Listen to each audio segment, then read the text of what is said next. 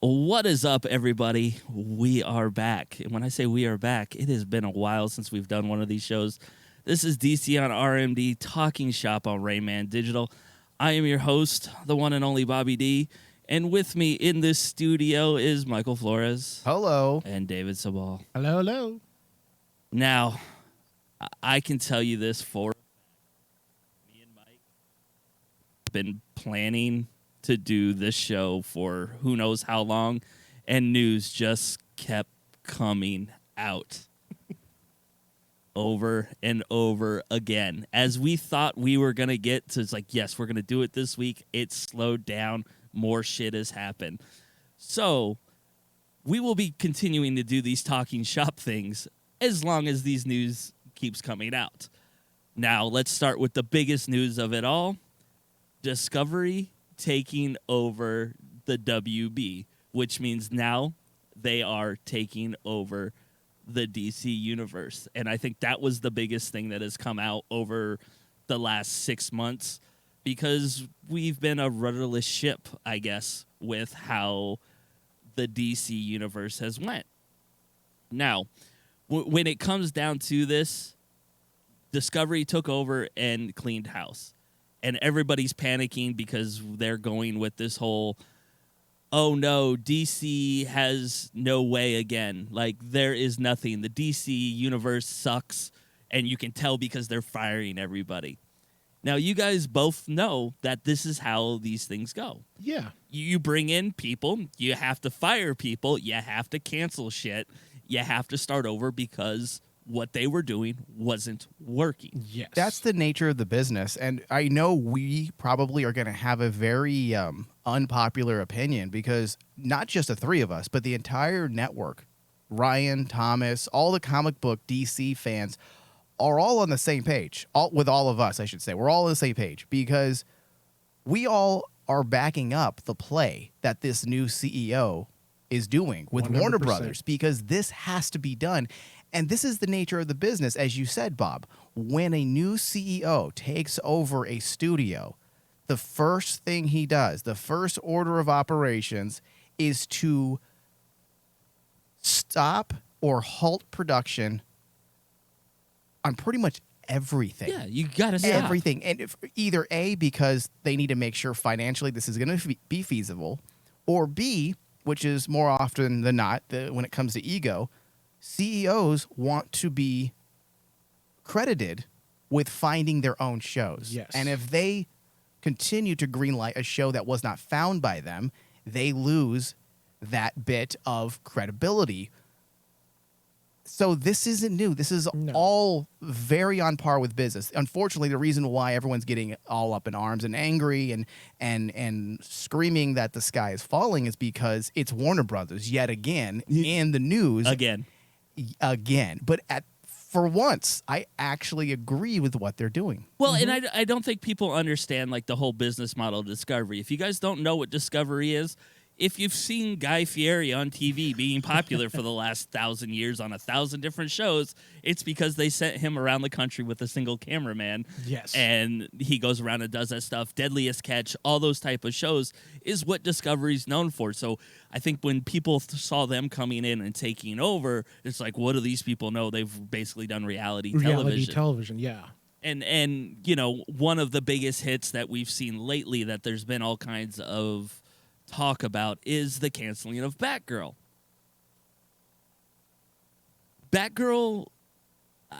It didn't look anything better than anything that CW had put out as far as the stills have went. In all honesty, yeah. I think the only thing the film had going for it is the fact that they cast Michael Keaton and Michael Keaton as Batman, and that was going to be his first official return to the DC universe. That was the biggest excitement. Mm-hmm. That's why people were rallying behind this.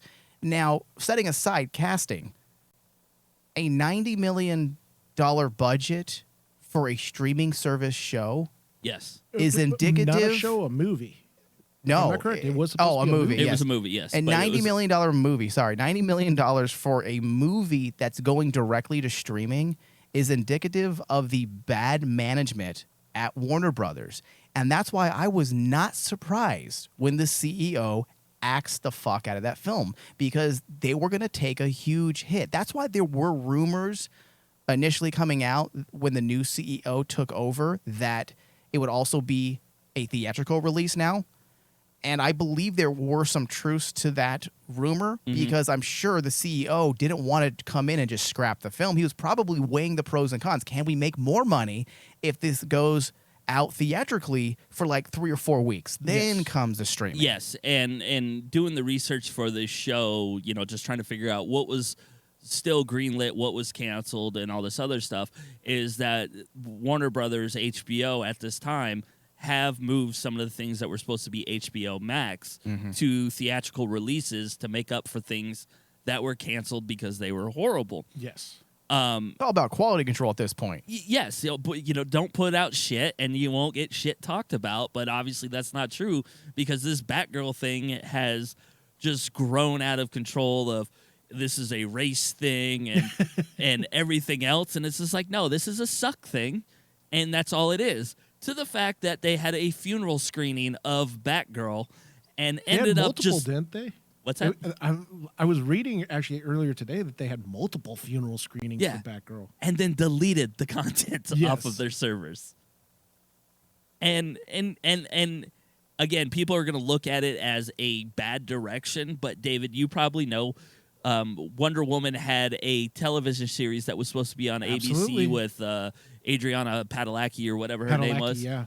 And then we find that on video. Oh, easily. You can find those like pilot videos Yeah. online burned on DVD. Yeah, but they looked at it and they canceled it and nobody said shit. But I think Yes. now that the fact is that, DC and Warner Brother and HBO have like this weird thing going about it that people are using this to like, well, Marvel's better. And it's not one of those cases. It's like Michael said, $90 million, and they were never going to make their money back. And it was just going to get bad press. And if this was supposed to be Michael Keaton's return to the cowl and the cape, don't put him out there in that. Well, that's that garbage. And I think the CEOs were trying to be fair. That's why they had a test screening, even though they probably had little faith after they watched it themselves. But they wanted to see what the fans would say. Yes. And apparently, the biggest reason behind their decision to trash the film, yes, there's budget issues, but ultimately, it comes down to a key sentence that the CEO said in his press release, that he would be afraid that this would do irreparable damage to the Batman brand. That's how bad the movie was. Yes. And that's why I think like I wish, Batgirl would have been like made years ago, because if it was and this happened to it, you'd see pirated copies of it instantly. Well, David, that's why they in DVD. deleted it off the server, Yeah. which is unheard of. And you know why they did that? I was reading. So they don't have to release the Snyderverse thing start happening. See, so apparently from what I was reading, they have taken it off the digital servers because they were afraid that the directors or someone on the production would try to leak the film. Yes. And they don't want it out there. So they removed it from the server so it cannot be downloaded, and they've locked any footage they actually have. They've locked it in a vault. In the vault. Indiana Jones vault. Right next to the Ark. It's amazing if it mounts. And that's the thing.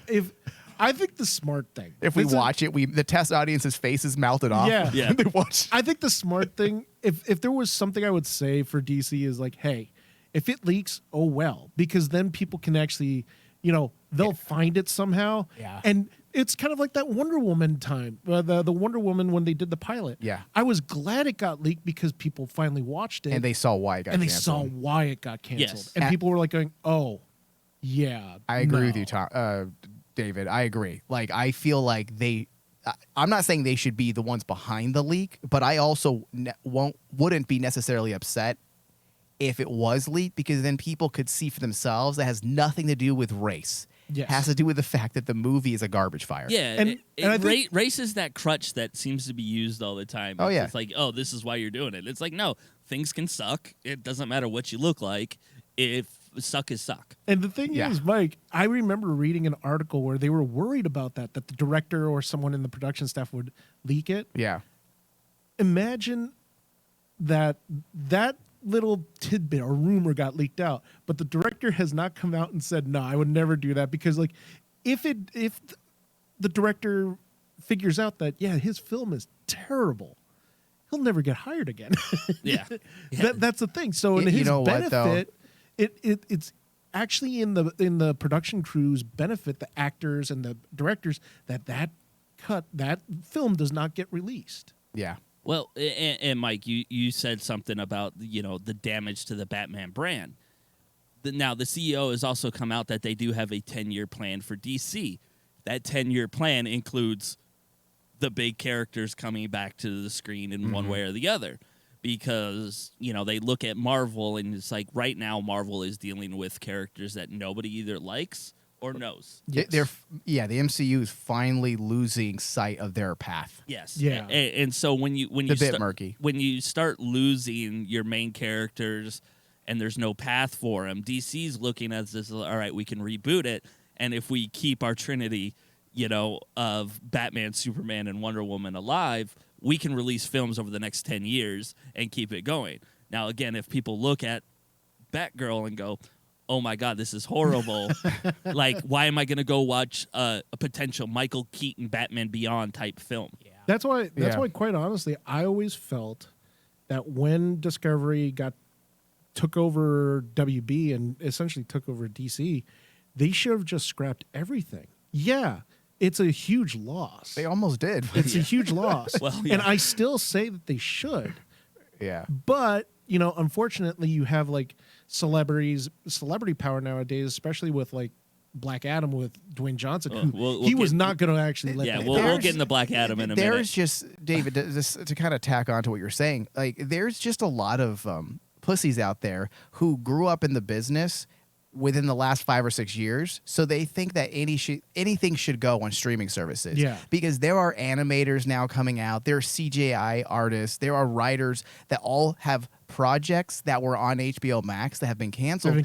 And they're all finding each other in social media and griping and complaining, saying they have lost trust in Warner Brothers, and they're mistreating their creators, their content creators, by canceling all these shows.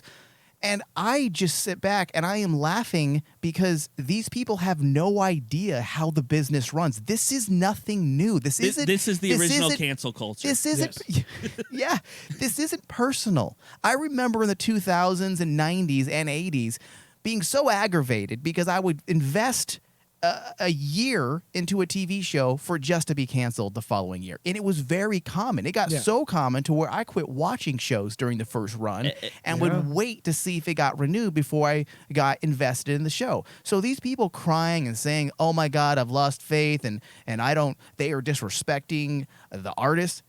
This is how the business runs. This isn't about you. The business is bigger than you. You know what this is though, Mike? Essentially, this is quality control. Yes. Okay? If you put out shit work, it's okay for you to be proud of it, but you better understand that if someone looks at it and says that's shit, there's something wrong with it. Yeah, listen, Okay? it's no different than you and your brother being proud of having a shit stick that used to push your poops down in the toilet. Exactly. You were proud of it. I'm proud of it. But we also know if we looked in there, it'd be, like a demon looking back at us. Exactly. It's shit. It should It's be a piss. flushed. Yeah. Oh, stupid. So you talked about they've done these screeners and there's been these viewer scores out there. Now, the other major thing that's been going on with the DC movies is the fact that Ezra Miller is absolutely fucking nuts. Mm-hmm. Oh yeah. And they were calling to cancel the Flashpoint movie. Then they screened it, and it's the highest rated DC, film that has ever been screened. Me and Mike were joking about it, and he's like, I was like, it's a 63, it's a D. I don't know what the highest score is for the DC films. Yes. Like, when it comes to it, if it's 1 out of 100 or whatever. But this is tracking well. And so now Warner Brothers is trying to figure out what the fuck to do with Apparently it the tested Ezra Miller problem. Apparently it tested higher than Dark Knight. Yes, it did. That I actually read that on the Hollywood Reporter. I'm like, this morning. yeah, that was on. Yeah, that's why I read it from the trade. As released by Ezra Miller's people. Well, no, the funnier part along with that, then also it was released in the I think it was the Hollywood Reporter also that actually reported that Ezra Miller and his agent went down to WB to try to actually gain the trust of WB again and say, hey, sorry, mea culpa, I'm sorry for this negative publicity. And it's like, honestly, Ezra Miller is the one to blame if The Flash gets canceled. Oh, without a doubt. He's the only one to blame. Yeah.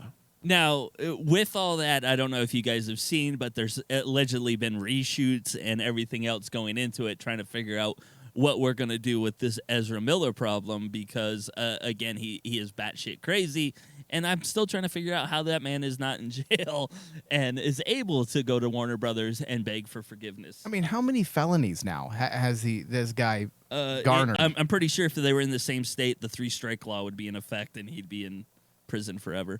I don't know. I mean, it was one in Hawaii, one in Vermont, so there's at least it's 2 everywhere. Yeah, it's just like burglary, assault, a physical abuse. He threw a chair. He got accused of being a part of a cult, being a cult leader, not a part of a cult, but being a cult leader. That's par for DC though. Remember the Chloe Mackey or whatever from Smallville led a cult where they were tattooing vaginas. I love the report that I read earlier about him going to WB because his apology was, "I am sorry for the negative publicity that I've gone. I'm going to get mental help," and he's literally telling people, "I know I fucked up, and I'm going through a bad mental state right now. I'm getting help to actually get that fixed." Do you think that's going to fix it though? That's there's my too only much damage. Keith, too much damage. That's my only question. We live in an age where we are in a cancel culture of sorts, and if this was anyone else, does he get a break because he is the non-binary? Darling, yes, of the voice or the voice of the minorities. I guess. You know what? I don't know. A part of me was, if this was Affleck, would this happen? No, he'd be canceled. He'd be canceled. I mean, yes, he would be canceled. The only reason and that's the thing that makes me a little angry at the situation is the fact that to me, Ezra Miller's using that as a shield. And I'm like going, even if he's not doing it purposely, inadvertently, it's not looking great. It's not looking great. And that's what I'm like going, I get it. Hey, I'm part of that community, but don't use me as an excuse. That's the only thing that gets me angry. And that's what this whole him being actually protected because he's part of the LGBTQ community now because he wants to be referred to as they and them. Yes. Okay. But that does not excuse your actions. No, it does not. Your sexuality, the way you identify, does not justify shitty behavior. That does not excuse the assault. I don't care if you're a black, Jewish, gay, trans, non-binary, and you're the golden boy of the movement. If you commit a felony, you should be held accountable. Now, I am saying that as if I had the ability to enact justice and create laws that can lock him up. But from a fan point of view, I want him to get away with it so that we can have this movie. So you can have the movie. And that's the case. Like, that's how I am. Like, I think we focus too much on what people are on the outside.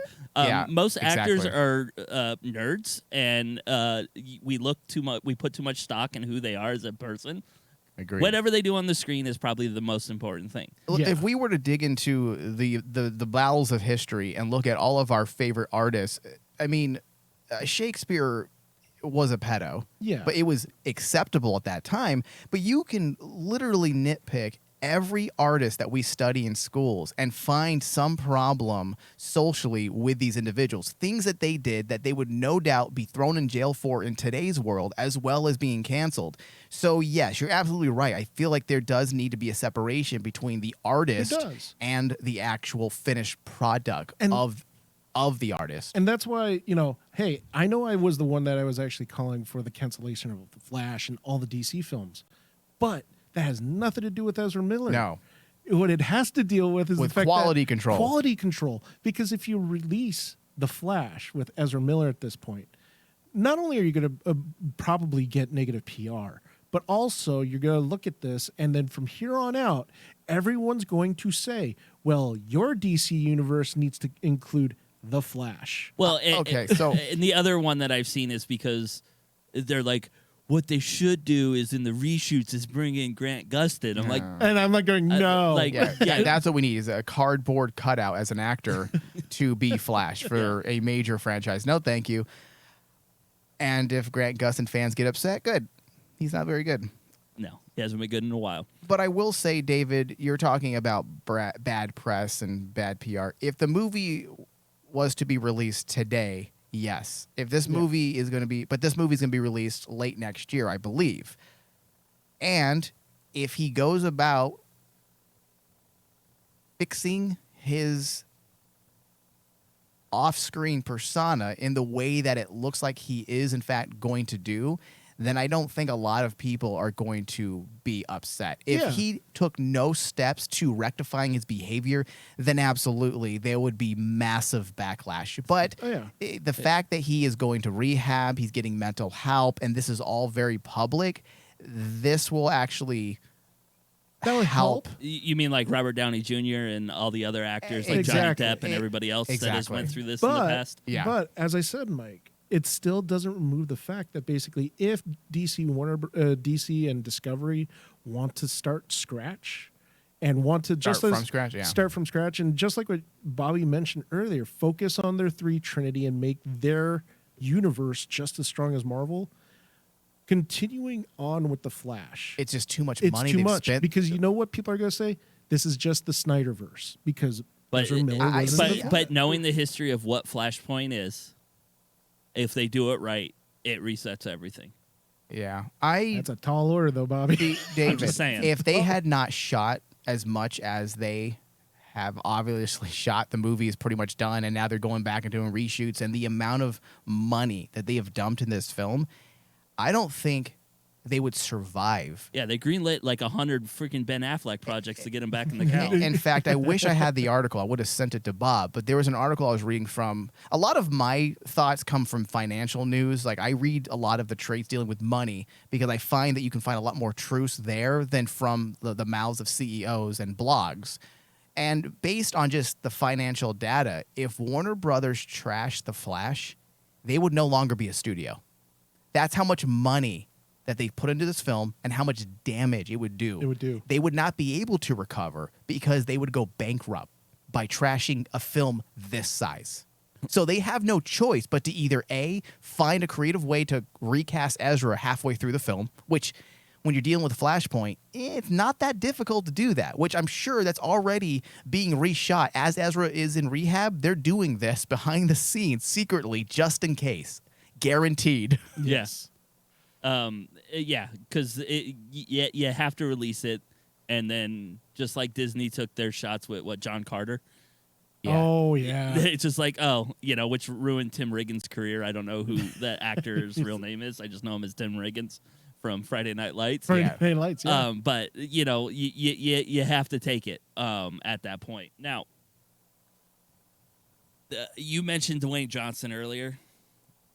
I legitimately am starting to hate The Rock. I hate The Rock. I hate the fact that The Rock thinks Black Adam is cool. And that they keep trying to make him into something he's not. He's not. That part aggravates me.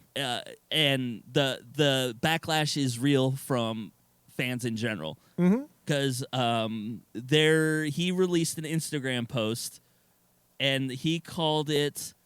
What did he call it? Hold on, real quick. I think he called it the Black Adam universe. Yeah. This is what happens, though, when you hire an ego that size. His ego is bigger than his biceps, and his biceps are larger than a house. Yeah. And trying to make like Superman versus Black Adam a thing, Yes. and trying to act like Black Adam isn't a villain, and everything about the way that Rock is promoting. I don't know how you guys feel, but Black Adam has never been fucking cool. David has some very strong opinions. We've talked about this on pre-shows. Yes. I don't want to speak for you, Dave, so please pipe in. But for me, I agree with pretty much everything you just said, Bob. I personally feel like The Rock can act when he first started his career is evidence of that, not counting Scorpion King. That was a travesty. But his earlier films were examples of him trying to be a legitimate actor. Yes. He got comfortable in just being The Rock. No, when he was Dwayne Johnson, he was an actor. Yes. When he decided that nobody cares about Dwayne Johnson anymore and he wants to be The Rock full time. He became that character, and it's just annoying that if you want to go into your go-to roles, right, as The Rock, fine, but you try to take on a superhero persona or villain persona, and you're just kind of playing the role like you play all your roles. It's not. I don't think the movie is going to be reviewed favorably. Now, the movie might be good because it may be written well, it may be directed well, it has a pretty damn good cast. I mean, you have Pierce Brosnan. In my opinion, I think Pierce Brosnan is going to carry the weight in the ways of acting As Dr. Fate. They're going to find a way to just pair them up. But also, that's pulling away from established DC canon. I don't remember Dr. Fate and Black Adam ever having a tight relationship. No, and that's the thing that I'm very passionate about. Hey, more power to The Rock that he believes Black Adam is a quote-unquote anti-hero. Okay. or villain, whatever. Or villain, but I'm sorry. In DC comic lore, Black Adam is the arch nemesis of Shazam. No, Superman. Rock said so. Okay, so arch nemesis, yes, but he's also just an evil dude. Like, he's not good. He murders people. Isn't he genocidal? Yeah, I believe that was one of the storylines. I believe that was the storyline. I mean, it's only till recently that basically the DC comics have tried to portray Black Adam as since they cast The Rock in the 6 years ago. Conduct is his number one priority. He is a true leader of a country. See, and that's fine too. As if they took that route that he, because everybody has their sacred. Not their sacred moment. What word am I looking for? They all have something that they consider sacred. Yes. Even villains, that they just don't cross that line. And the way they did in the comic books, that they established that he cares about his people and that's it. Everyone else could go fuck themselves.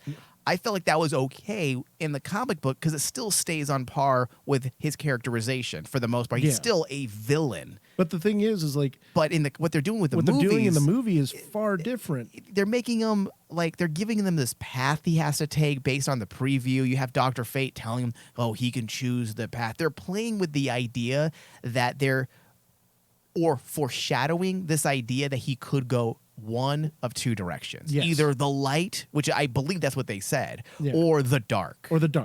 And I'm like going, obviously they're going to try, especially since it's The Rock's passion. He's not going to want to play a bad guy, not in the DC landscape. He'll want to have his character to be commercially viable and make him a good guy. You're spot on, Dave. But don't you think it would have been so much better if they made a Black Adam movie and the movie was dark as fuck and he was bad? Yeah, yes, absolutely.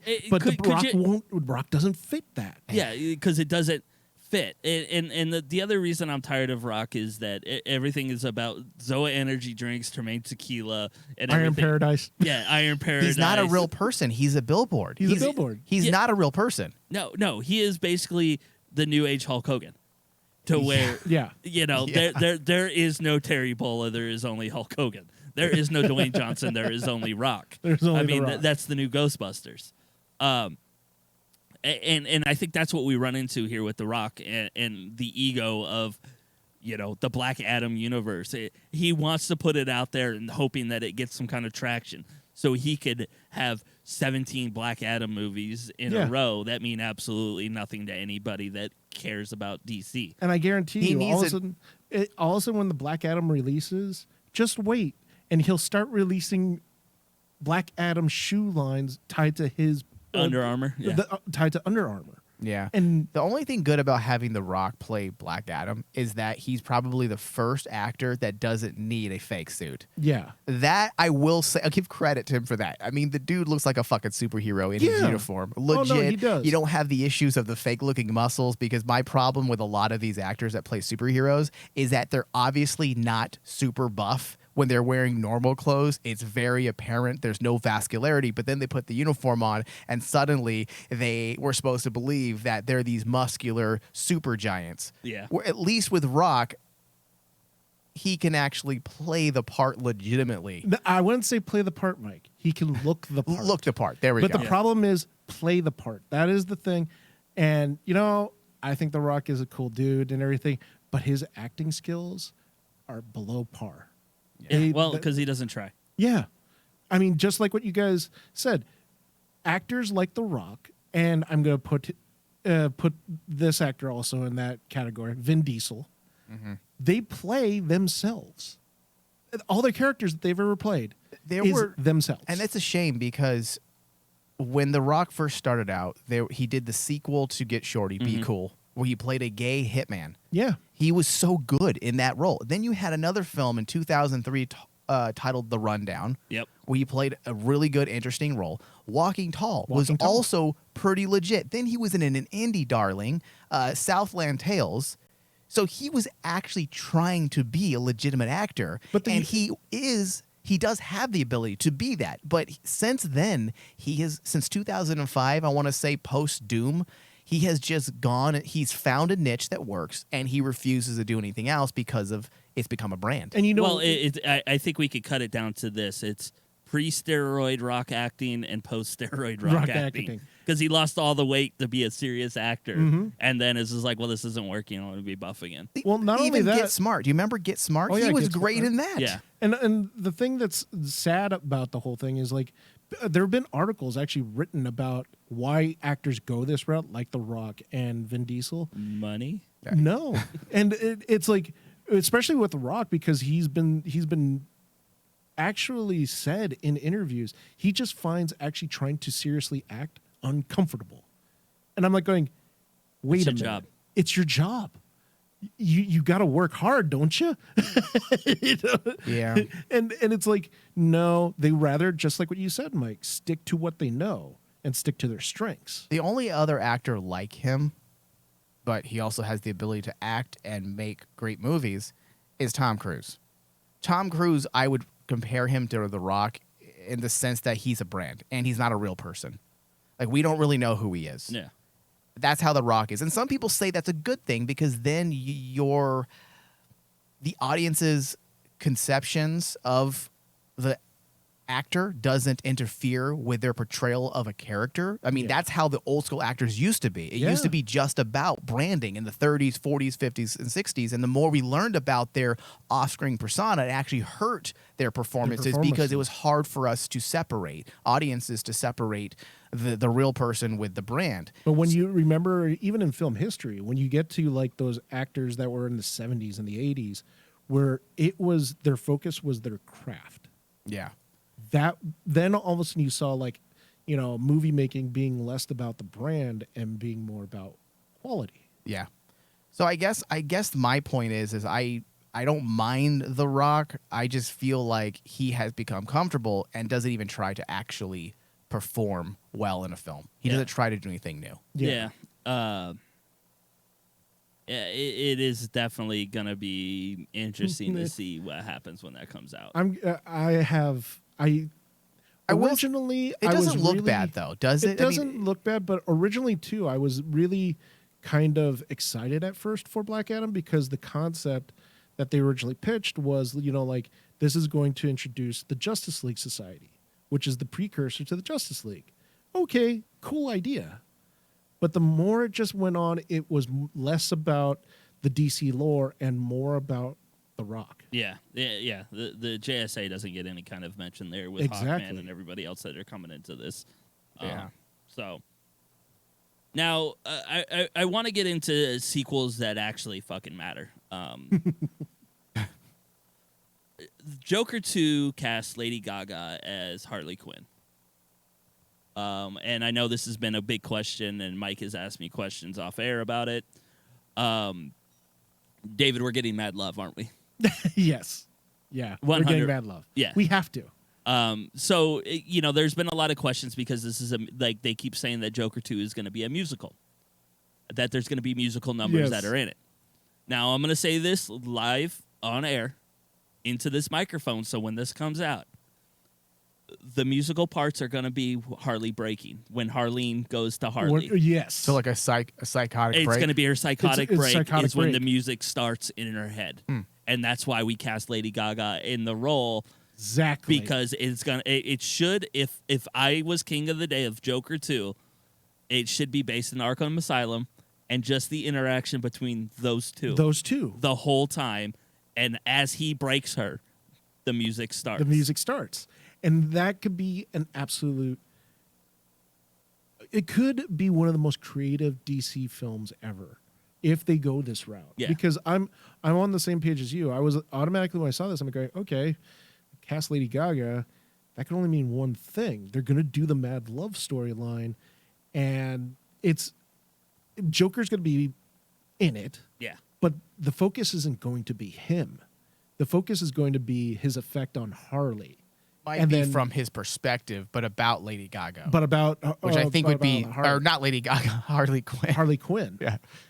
Which I think is going to be genius. And I think it could arguably be the best rendition of Harley ever. Okay, that's what I was going to ask, because when I was looking up How dare you? and trying to see what is going on with like Margot Robbie has come out saying that she's taking a break from playing Harley Quinn, because I was trying to figure out what James Gunn was going to be doing with some of the DC stuff Yes. going forward. And one of the news stories that I read was that Margot's like, hey, I'm done with Harley Quinn for a bit. A bit. And I wonder if this is why we are at this point to where this Lady Gaga thing is coming in, because she knows that this is probably the role she really wanted to play. Oh, yeah, absolutely. That this, I think it isn't and it- some and it- comic book thing. This is going to be a serious thing. And it probably really, behind the scenes, angers her as an actor, because they're going to get someone who has the skill to do this. I have said this time and time again about actors, and they all pretend to be kumbaya. We're not competitive. Bullshit. Of course you're competitive. It's no different. It's no different than Jared Leto getting upset Yes. that they cast Joaquin Phoenix as Joker. And I know my opinion wasn't you guys didn't agree with me for the most part, but I understood his anger and his reasons why he went to the studio and said, "Why are you doing this? We're in the middle of my stint as Joker, and you're now casting someone new in an indie film style Batman saga." Of Yeah. course an actor is going to feel slighted and feel insecure and upset, because the focus is being pulled to another potential role that could be better than the one that they are doing. And to this day, I still feel like Jared Leto's performance as Joker, we just didn't get enough in Suicide Squad to legitimately see if he could play that role. There wasn't enough story behind why he looked a certain way.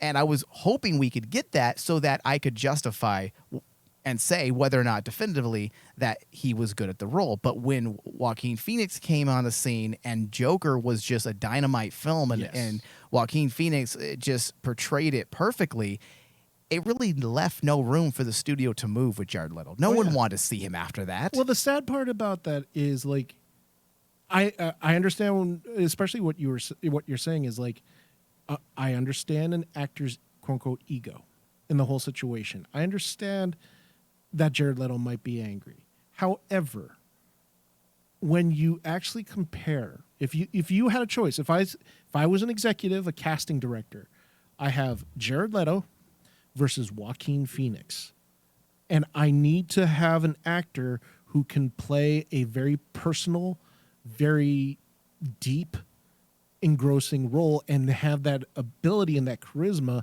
to hold my audience's attention. Unfortunately, Jared Leto does not have that skill over Joaquin Phoenix. I don't know. I disagree. What is it? Dallas Buyers Club? Jared Leto is an amazing actor. He's an amazing actor, but here's the thing that I've always said: look at her. Well, I'm not. Joaquin no, Phoenix? hold on. I'm not. Now, I'm not. Just because I say Jared Leto's good, I'm not saying Joaquin Phoenix isn't. Joaquin Yeah. Phoenix is equally, if not slightly better. I don't know. I'd have to sit down and watch all their films back to back. But We're the new Rain Man show versus. Don't give him any ideas. I'm just saying that Jared Leto was given a role to play, yeah. and he played the role based on what was written for him. If Written anyone's for going to him. blame anyone, it's going to be the director David Ayer or the studio who allegedly butchering cut an hour off the movie.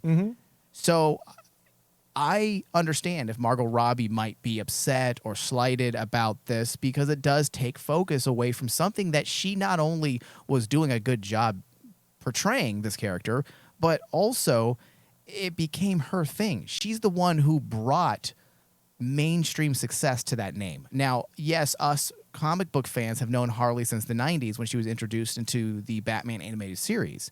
But the mainstream, Harley Quinn was not a household name. No. Margot Robbie did that for the character. Yeah. Yeah. I would be upset. No, imagine Robert Downey Jr. doing Iron Man 1 and 2, okay? And suddenly... Imagine Terrence Howard getting replaced by Don Cheadle. Oh, so stupid. That's different. But I'm saying imagine if they cast... who's a really good actor? Tom Cruise. No. I'm going to go even more hardcore. Daniel Day-Lewis. Okay. All right. As Iron Man, and it's going to be an Iron Man movie in a different universe, and we're going to take this down a very dark route, and it's going to have an indie flair. Yes, as a film geek, I'm excited about that. Yes. But imagine you're Robert Downey Jr. And yeah, I would be upset. Yeah, but that's the problem with Warner Brothers, and I'm hoping that with this new management that they're going to start steering the ship in the way that makes sense to audiences, because to this very moment, there are people who are not comic book nerds, who don't understand the universe of DC because you have Joker here, Batman there, and what you're doing is you're confusing the audience and you're watering down your creative brand. Yes. So that's all I say. I'm all aboard the Lady Gaga train because I think she's a very A Star Was Born good. is fucking amazing. Yeah, she's a very good actor. Like, I have no problems with her playing the role, but I want there to be some consistency in how they convey information and how they build out this universe moving forward, because it does create issues with the audience because people don't know what's happening. I think the joke was we were at 4 Jokers at one time if you counted the one that was in Batwoman. Yes. Yeah. So, Yeah. And I understand they're using the justification, or they were using the justification of the multi-universe, and that's fine, but these things need to be clarified so Yes. people understand. This is the reason why certain films perform well and certain films do not, because when an audience doesn't understand something, they don't see it. yeah. It's the reason why Lightyear or Buzz Lightyear didn't perform well, besides some of the bad, I guess I'll say wokeness of the film. Before that even was a thing, people didn't understand the concept. Like, what is this? A cartoon of a cartoon of a cartoon? It created tons It's of just Inception, buddy. Yeah, it just was so confusing. Inception with a lesbian kiss for no reason.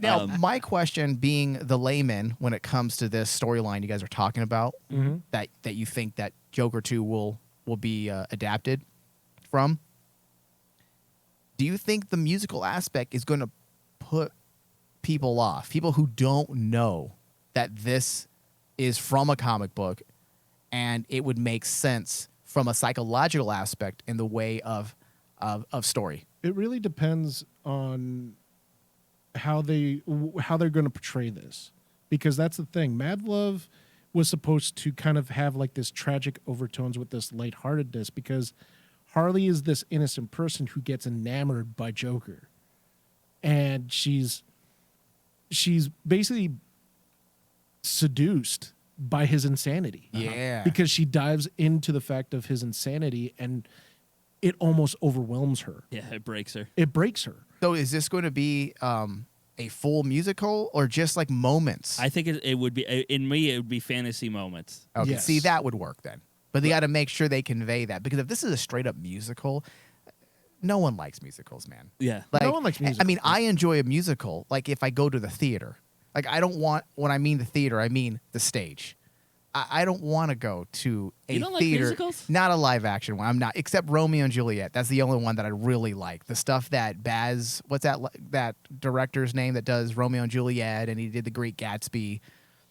Oh my god, I forgot his name. Yeah. Baz Luhrmann.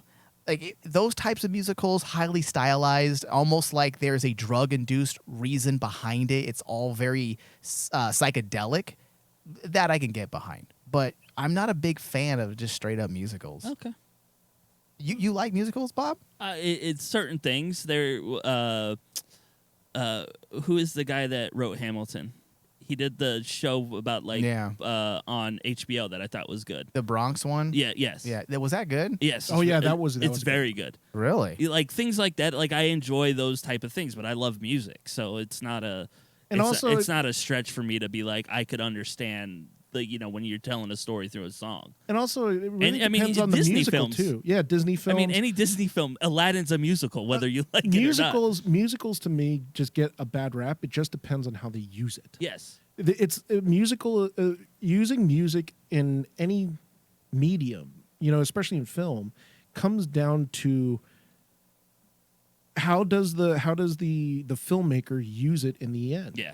I mean, yeah, back then musicals get a bad rap because there was a time when basically it was like every single 5 minutes you have a music break. Nowadays, I can fully say that musicals kind of have become a resurgence because filmmakers have learned rhythm. And also with this Joker 2, they took a risk making it the first time. Yes. And it turned into $1 billion film. Well, the way I see and why go with your gut and be creative. Be creative. And that's the thing is the Joker was always touted as a indie superhero film. Yes. Right?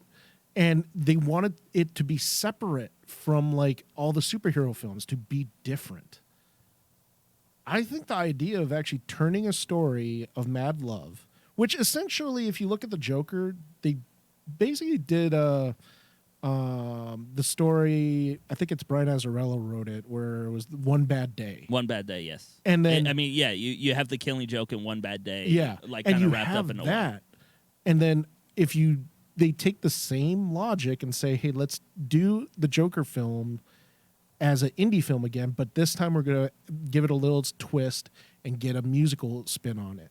Yeah. And I think that's how they need to treat, especially since people have been saying, they're going to do multiple Joker films.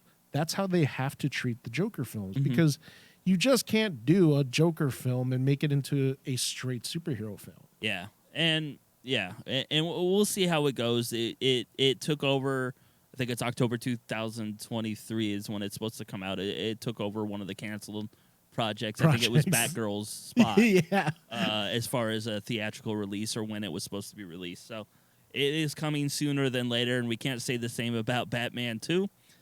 Or The Batman 2. The Batman 2. Let me state that right, which there's been talk about what are we going to do with Pattinson's Batman. Because, again, Affleck has been touted as putting the cowl back on in Aquaman and doing things still as the DCEU. This goes into what I was saying is basically you're getting a mixed bag of stuff. Yeah, and now when we get to Batman 2, they did introduce a Joker-type character in that. But from what I'm reading, they are going with more of a Victor Freeze, a Mr. Freeze storyline for the villain on that. So it'll be interesting to see how that goes because, again, that was more of an indie-type Batman film, more around a director. And they wanted to honestly make the Batman into an actual noir film. Yes. And in doing so, what they had to do was they had to take the characters, make them more grittier, more darker. Because, if you look at the Riddler that they introduced in The Batman, he's nothing like what he is in the comics. He's a much more darker, more psychotic version of the Riddler. Are you talking about in The Batman? In The Batman. Even with the Penguin. Penguin is Also, I don't remember the Riddler being a white nationalist either. I'm just saying. But it goes to what I was saying. They have to make them more darker, more grittier. So with the Joker, I kind of always got that hint, especially when they released that deleted scene of him interacting with the Joker, that the Joker was much more personal to Batman. Yeah. And it was supposed to be kind of like the dark mirror image of Bruce. I just want some more Gordon and Batman team ups because that was my favorite part of the movie. It was. I fucking love the dude, Jeffrey Wright. He's one of my favorite actors. He played Gordon so well. And I was very, not hesitant, I was cautious going in to see because I didn't know what to expect because I'm also a huge, who's the guy that played? J.K. Simmons? No, the other one. Oh my Jesus God. Christ. The There's one just in too many the Tim names. Burton No, Batman? no. In Nolan's. How the fuck are we all blank right now? He was in Harry Potter. He's in Harry Potter. I was thinking The Fifth Element. Gary Oldman. Gary Oldman, that's right. There we We go. all go to different movies. We're like, I know what he's in. I know. I was thinking The Professional, and I'm like going, The I can't think of his name. Professional. Yeah, the Gary Oldman is one of my favorite actors as well, Yeah. despite the fact that I can't remember his name. So I wasn't really knowing what to expect, and I wasn't overly excited to see what Jeffrey Wright was going to do. I was curious, but I was like, man, I like you, Jeffrey Wright, but I don't know if you are the right choice for Gordon, and he did such a great job. So Because I want some more of that, Yeah. for Because sure. they focused More buddy more. cop. Yeah, they focused more on the relationship between Bruce and Jim. Yeah. And that was the key between those two. If you look at like the And he- past iterations, the two characters have always been seen as separate. And it's sad because Jeffrey Wright, I don't think, got enough credit for his role. A lot of people were blowing Pattinson because what's his last name? Pattinson. Because I think he was the one that people were nervous about. So when people went to go see the film and he did such a great job, that's what all of the attention went to. But Jeffrey Wright, if you focus on him, just watch that movie again and focus on the way he plays the role. He is a film noir detective. Yes. Like the way Are he you waiting for the Commissioner Gordon cut to come out? Oh man, it's good. I would definitely watch that because he's so good, but he just didn't get enough credit. Yeah. All right. I think we're going to take a quick break, and then we'll be right back, and we'll get into the TV side of this major shakeup.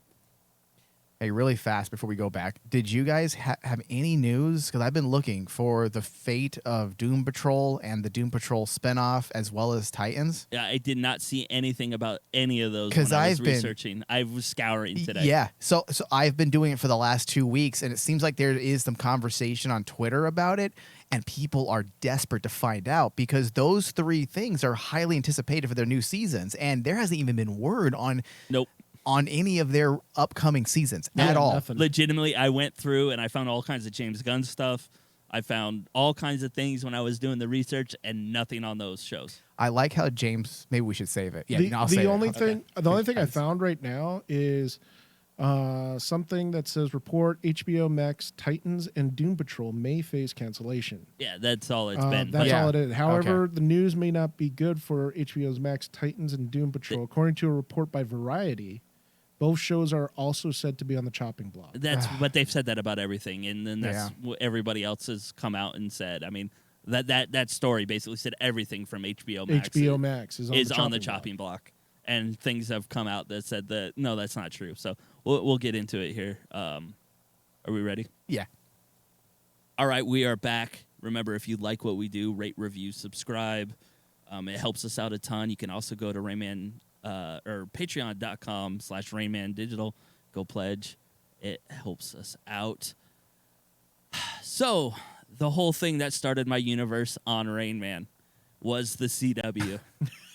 This used to be called DC, You even forgot. Yeah, DC on CW at one point. Are you guys disappearing like slowly, like Marty McFly? Yeah, We're yeah. like With every fading away. cancellation. With every cancellation, we've slowly. Angelica is turned into Haley. That's actually true. Paul and Lord are already gone, kind Paul and of. Lauren have disappeared. Nicole has been yet to hear from. Steve's barely around, and so is Ryan. So the same thing has gone on with the shows of CW because they were sold because their network is a piece of shit and somebody still bought it. Well, listen. Can I say that now? Like yes, officially? I think you can. At this You can point, now. though, the sky's the limit at this point. So the new owners, if they do any changes, it'll look like gold. Yes, they are going to bring Whose Line Is It Anyways and Penn and Teller back full time, and they will quadruple their ratings. Quadruple the ratings. That the Oh, CW shows were getting before I canceled all our shows that we used to do. Now, Flash, Batwoman, Legends of Tomorrow, all canceled. Flash was at least given a tiny, I believe, 8-episode run. Yes, they were. To try to tie some shit up. So they could have more Good luck. lightsaber battles between Flashes. Flashes, yeah. Worse. And the two good shows that are still out there are Stargirl and Superman. Superman and Lois. The Superman and Lois is still a go. Stargirl, this is its last season, but it's always been its last season. Yeah, it was This planned had- as 3 years. yeah. It was always a 3-year plan, and they're finishing up. I think it's starting this week. So they're on their way out. So the Arrowverse is officially dead. Did you hear that Superman and Lois may also be leaving whatever the CW becomes? Because if you look at Tyler Hoechlin, I believe is how you say his last name. Mm-hmm. If you look at his Did he move? Twitter accounts, Did he move? no. If you look at his Twitter account and see how he's promoting Superman, he has the HBO Max logo just on anything that he posts. I would too. So I don't know if he's doing that to like just tell people, hey, it's gonna air, or maybe there's confusion on what network it's gonna be on. So he's like, listen, CW is now defunct, so I might as well just put HBO Max on that. Mike, if you were promoting your show, would you put... If What I would- were what- to be hired right now today from the CW, Greg Berlanti, and he said, listen, we're going to syndicate your show on TNT and HBO Max, but the main network is going to be the CW, I would write my mother and tell her I just got hired to write a TV show for HBO Max. Exactly. My show will be shown on HBO Max. That's what you're going with. Yeah. I think When I'm picking up chicks at the bar, I'm like, yeah, I have a show on HBO Max. I'm not fucking saying You're not I saying have a what it show on the is. fucking CW. Yeah, exactly. So he's doing the right thing there because he wants to push everybody. If I had a following like him, I would be pushing all my fans to HBO Max, so Yeah. those streaming numbers would go up, Oh, and yeah. everybody would look at it and be like, "Wow, we're getting, a billion hours of views on HBO Max and 3 minutes on CW app." Well, I mean, even when remember, Mike, when me, you, and Steve were covering the show Superman and Lois. Yeah. we were saying they are doing everything under their sun to separate themselves Oh, yeah. from the Arrowverse, And then they brought in Diggle. and then Yeah, they brought they finally, they actually, during the season finale Uh-huh. of Superman and It was Lois, all a dream. They, no, they actually explained officially that they are not in the Arrowverse. in the Arrowverse, and that John Diggle that we saw is a different John Diggle. Oh, Yes. smaller wiener on that one. Yeah, that's why he had cornrows in the season finale. Did he really? Yeah, Yeah. Shut up. He actually looked pretty Yeah, cool. Yeah, because they were doing everything that they could to What basically can say, we "We're do a black guy separate." to make him different? Give him cornrows. maybe it wasn't cornrows. Maybe was it just a little fro? Was that what Did it they was? do the little twisties? You know, like how in high school, my friends used to have that pick when that was in style. In the 90s, they used to walk around with the pick in the back of their head Yeah. in the fro. It was That's kinda like that, yeah. That's what it looked like. All right, so they gave him the Kobe fro. Yeah. Okay. Yeah, that's what it is, I think. Yeah. Anyway, obviously I have not continued to watch it after I left the show reviewing it. So I missed Cornrow Diggle. We're just going to go with that one now. Yeah, it just sounds good. We could also say, dreadlocks. Yeah. Just start making up hairstyles.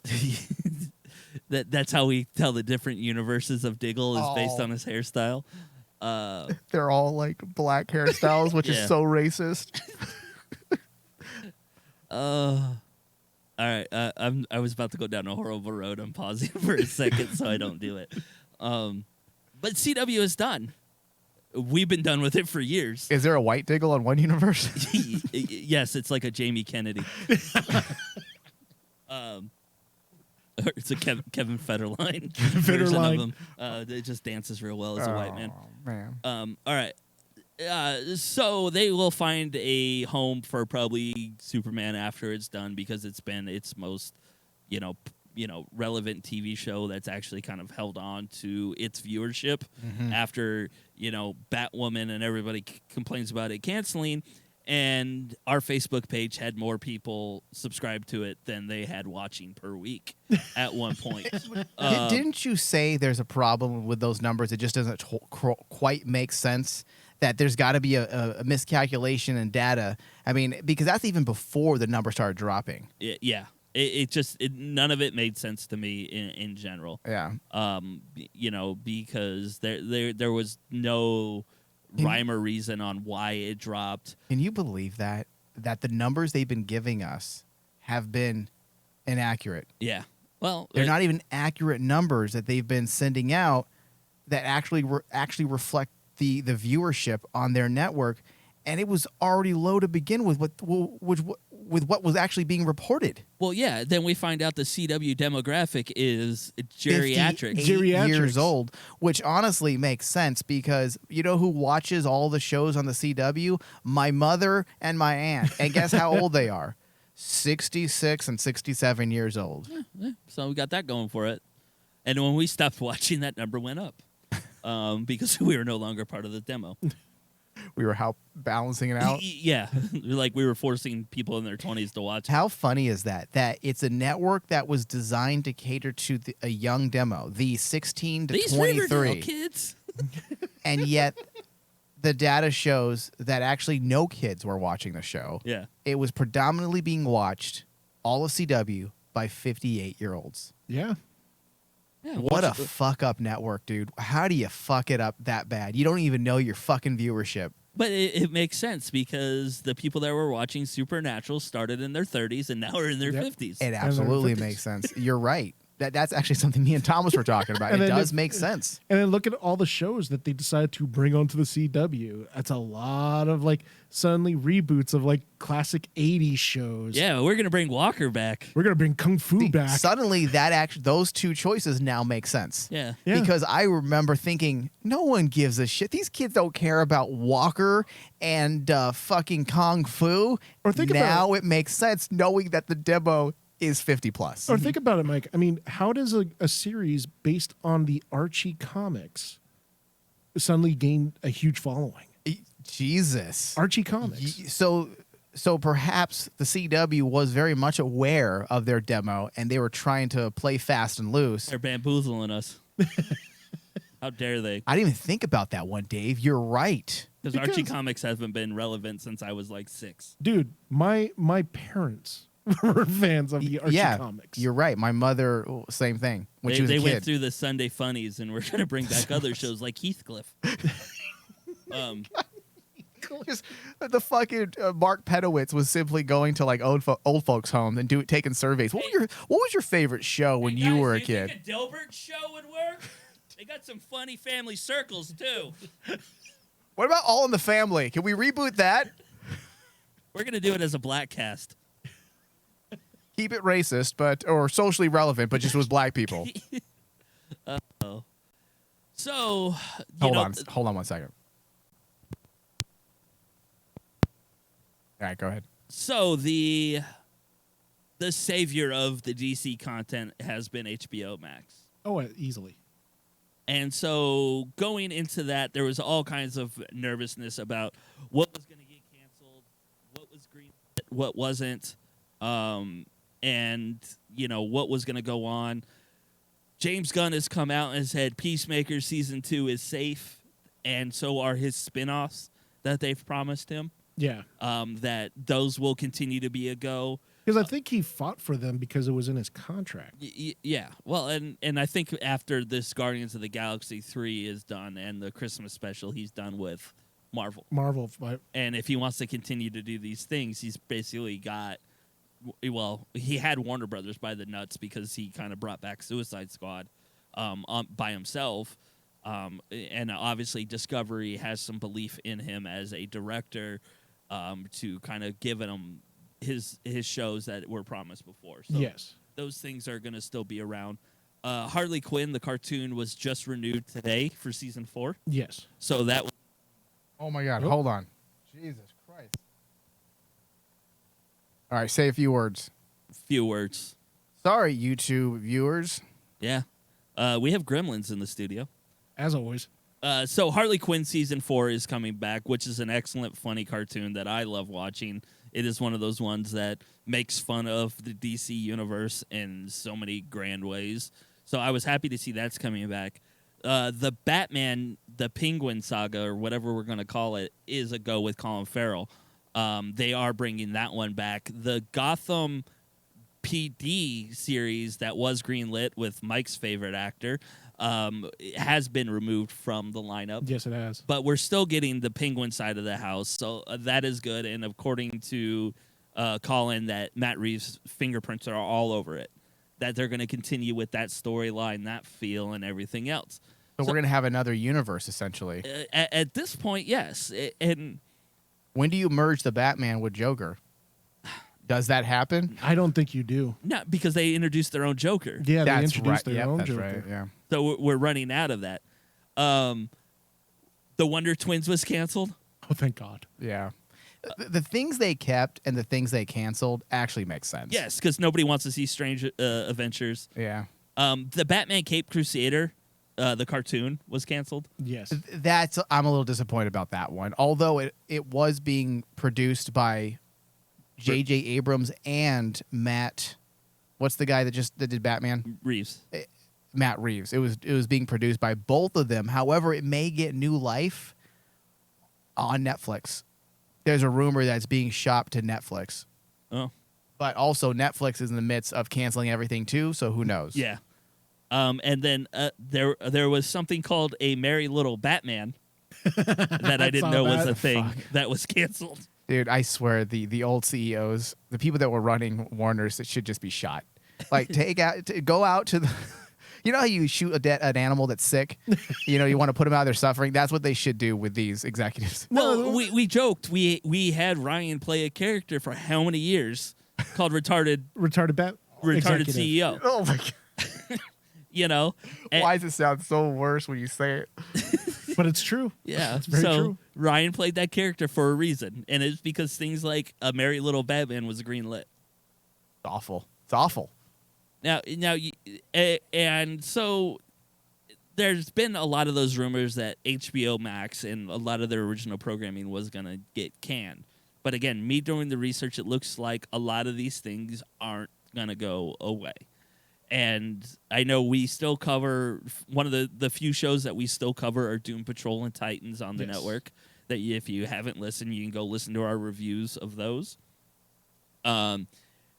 There's been radio silence on those two. That's the thing that scares me. And because that is a carryover of a carryover at this point. Because it started on That's right. DCU, it moved to HBO Max, and now we have Discovery in. So now we have the stepkids of our adopted kids coming into our universe. Which We is are- even stranger with Titans because there was so much news of Titans season, the next season, because they already announced the villains. They already announced, these are the characters that's going to be involved. They announced story points that they're going to actually focus on. And then as soon as DC and Discovery hit, everything became silent. And anybody who asked them, hey, are you still a go for all these things?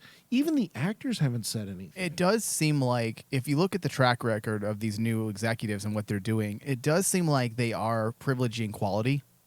Mm-hmm. And there's no question, Titans and Doom Patrol both are high quality television shows. So hopefully once the smoke settles and they reevaluate the budget for the year and for the subsequent years and they find some money to play with, I'm pretty sure that those shows will come back. Yes, and I am confident in it because I watch wrestling on TNT, and they promote Titans on every single break and say the They new do. season is coming soon on HBO Max. And then we also have the spinoff of Doom Patrol, Dead Boy Detectives, which was tracking very well. A lot of people were excited about that. So hopefully we'll hear about that as well.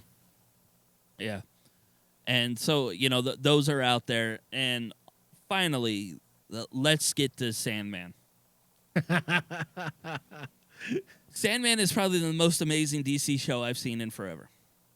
I am with you there. It has now been viewed over 328 million hours across Netflix. It's one of the most popular shows on Netflix. They don't know if they're going to do season 2. That's how Yes. bad things are right now with streaming.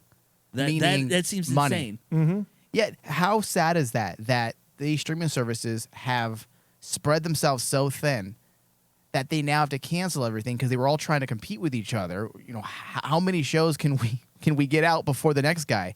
And now a show like Sandman is on the chopping block? Yes.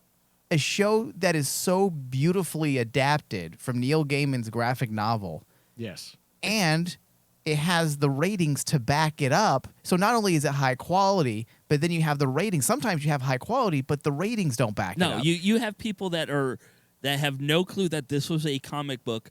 They see it in the top 5 or top 10 on Netflix when you log in, and they're watching it. And they're watching it. And then people are like, hey, have you watched Sandman? I'm like, Sandman is my first comic book that I ever read that had nothing to do with the superhero. Did you hear And what? it's fucking amazing. And what makes me so happy is, out of all the DC shows ever released, in my opinion, Sandman is the closest to a true adaptation because Gaiman's behind everything, and he's the one who's basically saying, hey, you know what?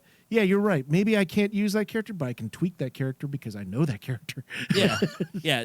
Even the things that don't find itself in the screen adaptation, He kept the spirit of the story. the essence of it is still there. Yes. Yeah.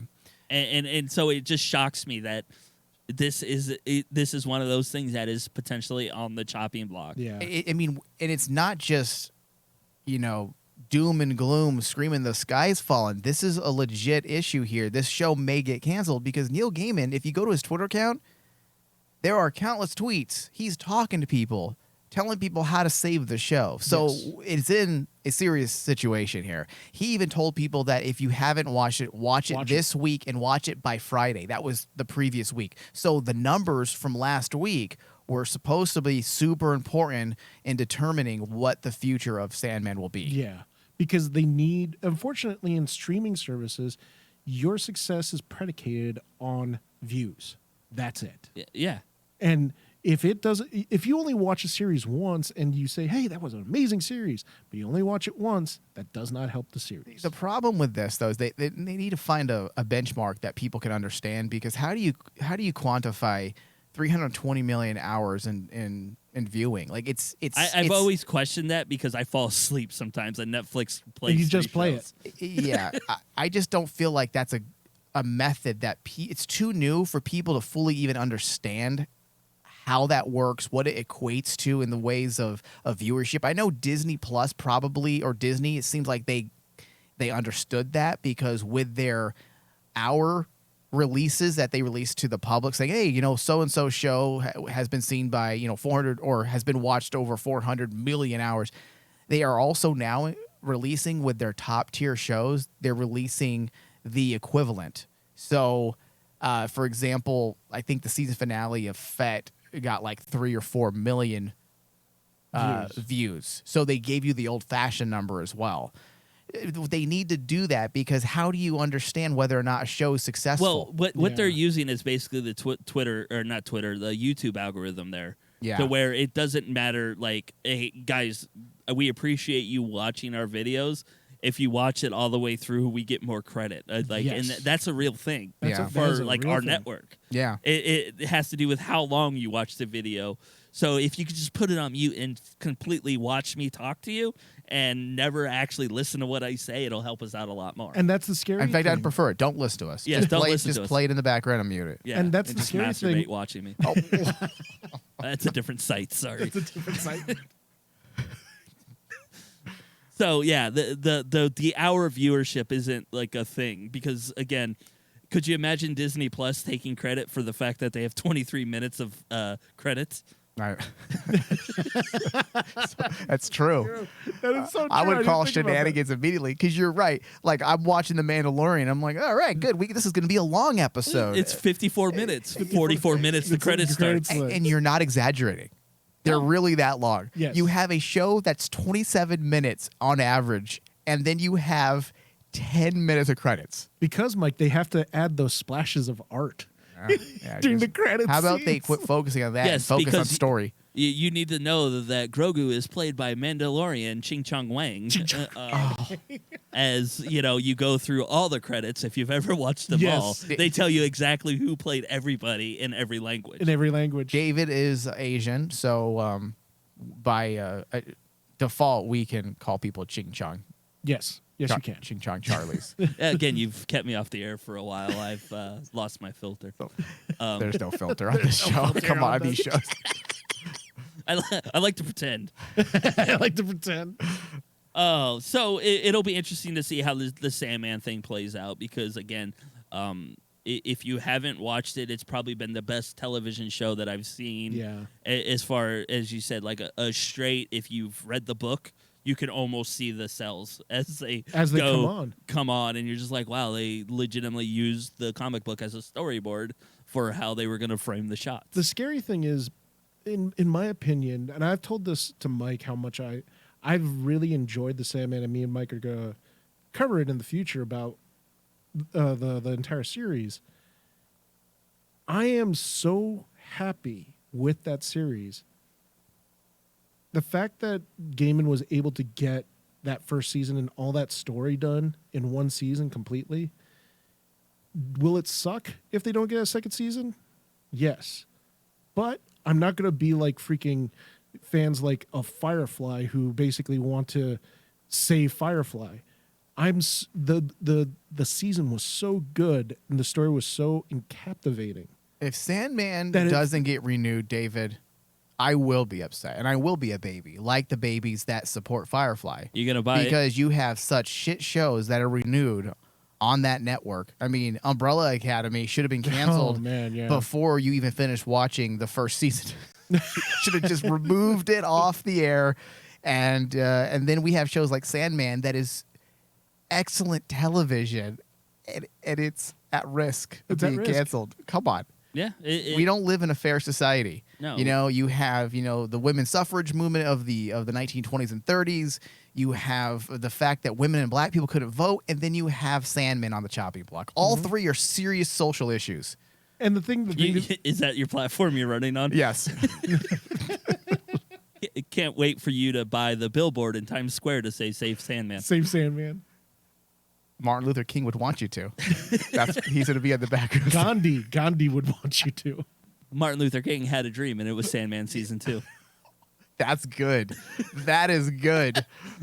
Oh, and with that, I think we're going to say goodbye for today's DC on RMD Talking Shop. Remember, go out and rate us. It helps us out a ton, and we will be doing more Talking Shops because the news never stops. Literally.